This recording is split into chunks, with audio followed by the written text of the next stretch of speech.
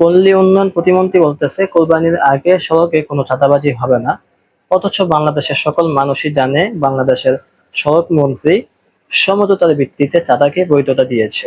উনি বলেছেন রাস্তাঘাটে সমঝোতার ভিত্তিতে যদি কোনো টাকা ওঠানো হয় তাহলে সেটা চাঁদাবাজি হবে না।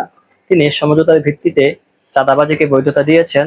আর এখন পল্লী উন্নয়ন প্রতিমন্ত্রী বলতেছে যে কোরবানির আগে সড়কে কোনো চাঁদাবাজি হবে না। কোরবানির পরে হবে কিনা সেটা আমার মনে হয় না আপনাদেরকে আর বলতে হবে। কিন্তু আমার কথা হলো, যেখানে সড়ক মন্ত্রী নিজেই সমঝোতার ভিত্তিতে রাস্তাঘাটের চাঁদাবাজিকে বৈধতা দিয়েছেন, সেখানে পল্লী উন্নয়ন প্রতিমন্ত্রী চাঁদাবাজির বিরুদ্ধে কথা বলাটা এক ধরনের হাস্যকর। কারণ যিনি এই সড়ক মন্ত্রীর দায়িত্বে আছেন তিনি নিজেই যখন চাঁদাবাজির বৈধতা দিয়েছেন, তখন অন্য যে কেউ হোক না কেন সে কিভাবে এই চাঁদাবাজি বন্ধ করবে? সুতরাং তিনি চাঁদাবাজির বিরুদ্ধে কথা বলাটা এদেশের জনগণের সাথে এক ধরনের তামাশা করা কিংবা ফাইজলামি করার মতোই। কারণ ওনার তো সেই পরিমাণ হ্যাডাম নাই চাঁদাবাজি বন্ধ করার। কারণ উনি তো এটা দায়িত্বেই নাই, তাহলে তিনি কিভাবে চাঁদাবাজি বন্ধ করবেন? আসলেই উনি মনে করতেছেন এদেশের মানুষ, এদেশের জনগণ ওনাদের দলের আদুবাইদের নেয়, তারা কিচ্ছুই বুঝে না।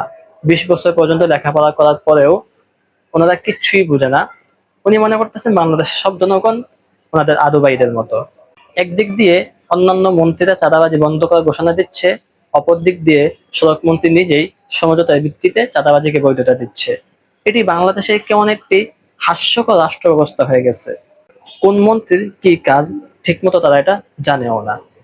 এই অপরাধগুলো বর্তমানে বাংলাদেশের মানুষের নিকট স্বাভাবিক হয়ে গেছে। এগুলো নিয়ে তারা কোনো কথা বলে না, তারা কোনো প্রতিবাদ করে না, তারা কোনো লেখালেখি করে না, কোনো বক্তব্য দেয় না। বাংলাদেশের জনগণ যেভাবে ভুক্তভোগী ছিল সেভাবে ভুক্তভোগী আছে, এবং তারা সার্বক্ষণিক ভুক্তভোগী হয়েই তাদের জীবনটা পার করবে।